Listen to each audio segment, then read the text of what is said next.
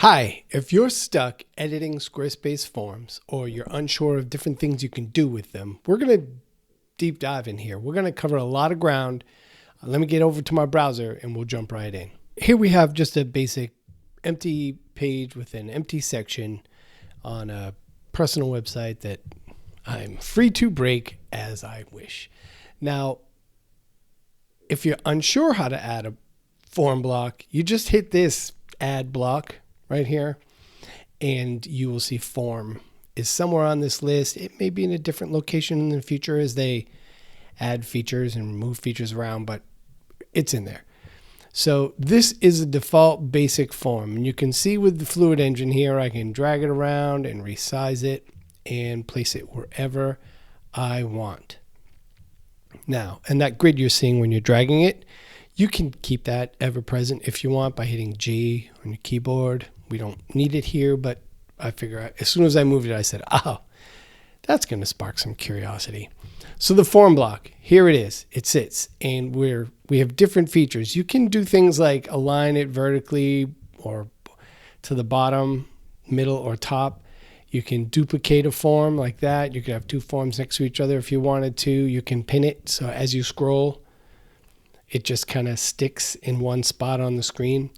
We're not going to do any of that today because that's more overall layout stuff. But here, this pencil, this is where we're going to get into it. You're going to get this modal.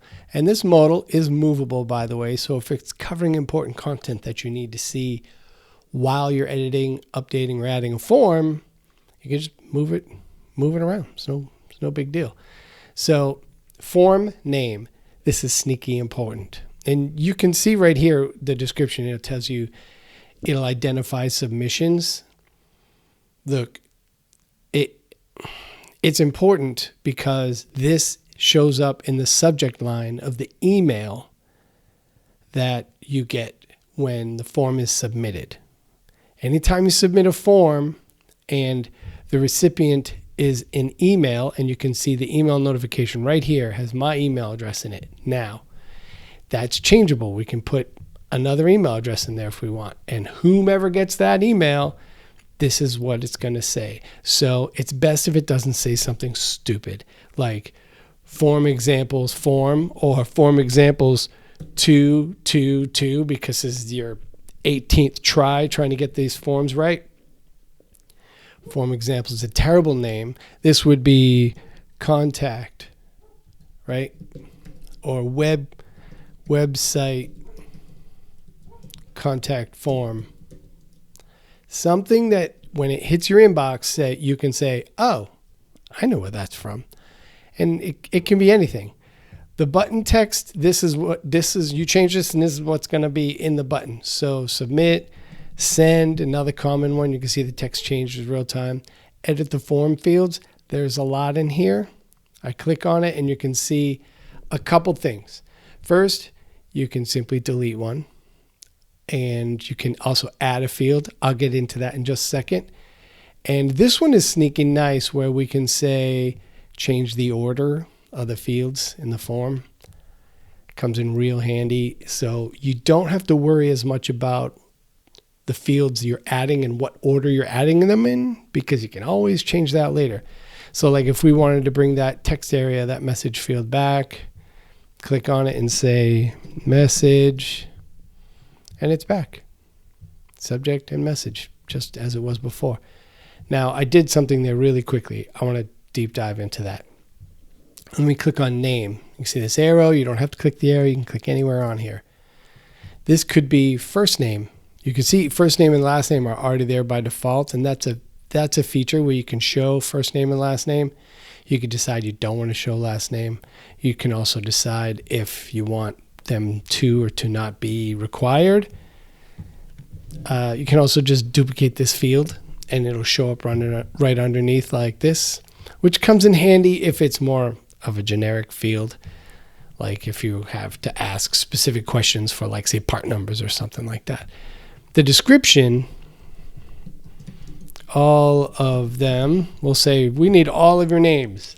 We'll put 10 fields in here, but in general, the description is going to show up as small text right below the label, the name, and the input fields where it says first name required, last name required. And that's the same for every single field that you're going to put in here. There are a lot of field types. If I hit add field, you can see there's phone, which is neat because you can't put letters in there. It's like only going to allow phone numbers, and it knows phone number formats. So it's pretty hard to trick that one. A couple that are very common are drop downs, in which you want some options. We're going to add radio buttons, and we can add check boxes. You could do other things in here too, like upload a file. Very handy if you're putting together, say, a job or work order or submission of some kind, or a service request, where if someone needs something repaired in your house, like a pool or the air conditioning, they might ask you for a photo so they can see the damage or the motor or something like that. You could just ask for that file. You can also limit the file types, and we'll get into that a little bit later, but in general, you can say, just give me PDFs, Word documents, images, whatever you want. There are other ones in here too that I'm going to show you in just a second, like line and website and physical address, which are sort of existing formats, right? So you can see the mailing address has country, address line 1, address line 2, city, state, zip. Website already has the HTTP, which is terribly outdated because it probably needs to be HTTPS. Radio buttons, you can see it only says option 1, option 2, same with checkbox. And the drop down says select an option, but it doesn't really have any options in it yet. So let's go in there first and say option 1 is red, option 2 is blue. Add an option, and we will go with green. Okay. Drop down. Color options. There we go. So now this makes more sense now. So if I select out and I come in here and interact with it, hit save and exit, you can see red, blue, green, just like we were talking about. Now, it might look a little bit different on your machine based on whether or not you're using light mode, dark mode, Windows, Mac. It's going to look a lot different in a lot of different scenarios, and certainly on mobile, but it's all there. The same thing with radio buttons. If we wanted to say option 1, option 2, and you can even add an option 3, then the thing about radio buttons is, I'm going to hit exit and save on this and show you, radio button, you can only have one selected. It won't allow you to select 2, unlike a checkbox where you can select multiple. See what I'm saying? All right, now let's get into a couple more features here, and I'll jump out of this whole field thing. I'm going to go back. So submit. You can send, after you submit, you can say, thank you. Someone will be in touch, or for urgent assistance, dial 1-800, whatever. You can put links. You can make this bold. You can make this nice and big if you want to. Heading 2, center it. You see what I'm saying? Like, you can give somebody a nice warm thank you after the form is submitted. Or you can redirect to a URL, like, say, your thank you page, if you have one. And instead of showing this thank you message you're seeing right here, it would just redirect people to that nice warm thank you page. That's going to be a little bit better if you're doing specific tracking, like say with Google Analytics, because button actions can be a challenge to track without specific JavaScripts installed. And I know that's kind of advanced, but suffice to say, if you have your analytics tag in your code injection on the site, then that thanks page will just show up as a page load, which is easy to track. So something to think about if you really want good tracking there.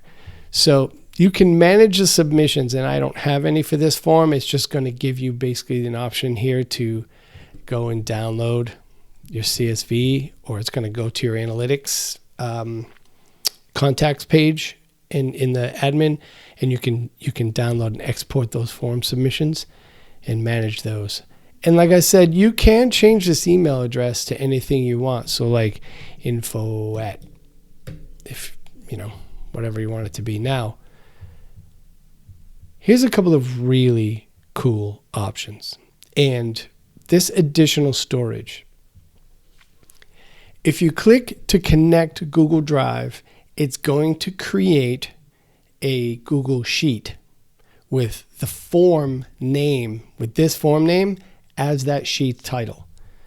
You can't select an existing sheet. So if you want your Drive to capture leads or form submissions of any kind, then don't create a sheet beforehand. Let this create that sheet. You can still go in and customize that sheet and share it with people. It'll all work fine. This is basically just going to say, sure, happy to create that form sheet for you. Just give us your Google credentials. You log into Google and it's going to create the sheet. You'll be off to the races. If you know how to manage those, it's not a problem. Zapier, I really like this one. I use Zaps all the time for specific client forms. It's an easy way to say, take these submissions and send them to 3 places. Because some people want to get an email. They also want it to go to a Slack channel, and they also want it to go to some CRM somewhere like Zoho or some third party. Then this is really the only way to do that. And then there's a direct, if you use MailChimp, there's a direct connect from MailChimp. As soon as you connect MailChimp, it's going to ask you for all the accounts and which one you want to use, and you just pick it. It's easy peasy stuff. And listen, keep Google CAPTCHA on. If you turn it off, you're probably going to get a lot of form submissions that you don't really need to read, don't need to waste your time on. So this is the basic content of this. I suppose this is the end of chapter 1 here in this example. Now we're going to get into design. That's this second tab right here. And there is a ton you can do here. One thing I see quite a bit, and this is even a failing of the default sections here in Squarespace, where they're going to give you, if you pick contact forms, right? And you're like, give me this cool looking contact form. Boy, my styles are not built for this at all. And it's got a shape or a box or a color behind it. And it's going to be a colored shape, like a shape like this in the background behind it. And make it a nice color, blue. And as soon as you put it in the back and move it around, now you have to manage 2 assets as the page responds to different viewports and, basically view sizes. And that's a bit of a pain. What I prefer to do and recommend most people do is you can set a background color here. And now you're not managing another content asset that is a content block on the page, because this moves with the form no matter where you put it. And you get a lot of other features with it too. So if you wanted to say, go with a slightly lighter or a slightly darker background, go with a custom color here and a slightly darker gray so you can see it. You can also give it a border edge, maybe something a little more. It's like we'll go with white and off-white. We're going to make it nice and thick so you can kind of see how smooth that border edge is right there. It's subtle, but it's smooth. And then you can also give it a radius, and you can give a radius to any individual corner. So if you wanted a radius in 2 corners, so you got rounded, squared, squared, rounded, then you can do that because that'll match one of the button styles. Easy. You can also choose which button style you use on your site. Not critical, but if you have button styles set up more extreme than others, then that might be a good way to pick a very specific button style that you already have built on your site. Next, I want to talk button alignment. And when you think about the order in which we read in English here in the West, it is not right to left. It is left to right. So the button really should be on the right, so that as you finish this entering of your URL or whatever the bottom field is on your form, send is right there, right in order in which we are accustomed to doing things. You can have it centered if stylistically that matches. You've got centered text above and centered text below. That's fine. I'm not saying it can't be anywhere other than the right, but the right is typically going to be the right or correct place to be if you're following sort of the eye line of how we read things. And there are a lot of other style options in here. The total amount of padding within the box itself, and then the overall opacity of the entire thing. You can rotate it if you really want to throw somebody for a loop. Rotate the entire thing. I don't know how in the world you'd fill that out, but knock yourself out. Maybe put it on at 3%. How's that? There you go. A little surprise and delay. You know what? This would look good as, like, say, a comment card or a gift note. If you were a florist and you were asking for a note to add to a card, to the gift card, that might be a cute way to get that across. So anyway, now I'm playing. There's a lot of different options here for transforming this entire block. I would use that with extreme discretion. I'm not so sure how users would react to something that doesn't look and feel like something they've interacted with before from a user expectation, user interface standpoint. I would be afraid to do too much here. A couple other things like blend mode. We're not over another color, but that can come in handy if you wanted to do a thing where you were trying to add some sort of visual depth or interest to see how the color bleeds through. This is like classic Photoshop style, right? So now it's kind of like, you can't even see it unless it's over the blue, and then it's going to change color because that's just the way overlay works. Screen, they all work differently. So be really careful with those. And the same thing with blur. If you've got a slightly transparent background, blur is going to make the line behind it blurry, which, now that I say that, seems obvious. So, FYI. Next, animation. Don't animate your form. Just don't animate your form.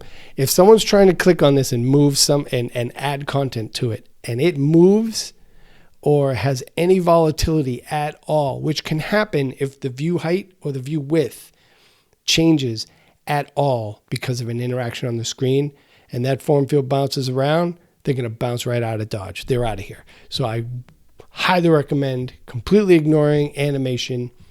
If, like, you want it to slide in a little bit when it first loads, nice touch, that's fine. But in general, when it comes to forms, I would avoid